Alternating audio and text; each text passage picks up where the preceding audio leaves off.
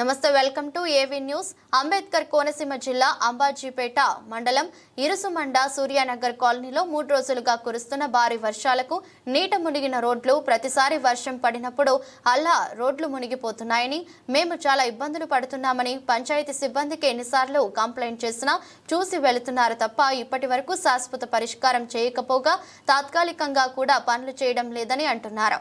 రోడ్ల మీద నీరు ఉండడం వల్ల కాలు జారి చేతులు విరుగుతున్నాయని అంటున్నారు.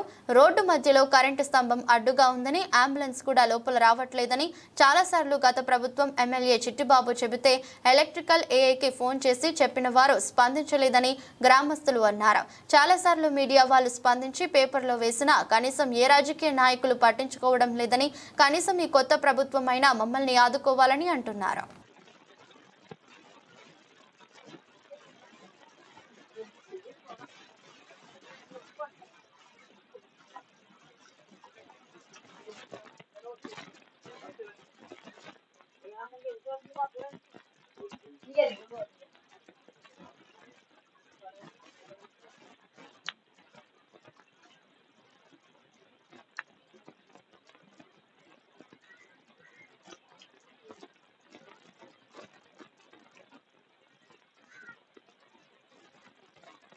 అంబేద్కర్ కోనసీమ జిల్లా ఇరుసుమండ గ్రామంలో మరి సూర్యనగర్ కాలనీలో గత ప్రభుత్వంలో మన కొండేటి చిట్టిబాబు గారి దగ్గర ఉండి చూశారు కూడా ఈ పరిస్థితి, కానీ పట్టించుకోలేదు.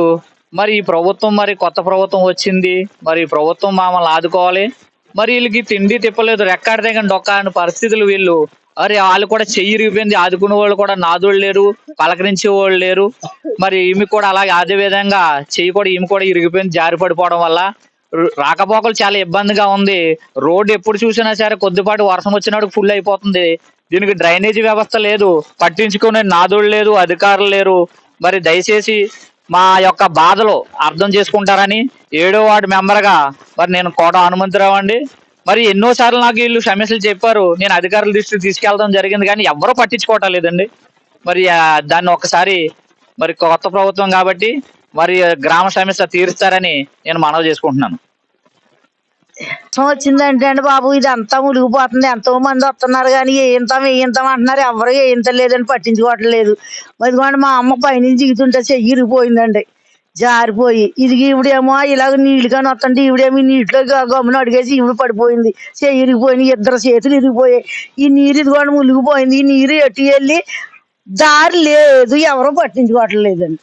నేను పనికి వెళ్ళేదాన్ని కాదండి. ముసలోళ్ళు నీటి మీద వెళ్తుంటే మట్టి అడిపోయి కాలు జారిపోయి చిరిగిపోయిందండి. మరి అలాగనే మా మనవడు ఏళ్ళు ఏకమయ్యి కొట్టేయించారు, 6,000 రూపాయలు అయ్యిందండి.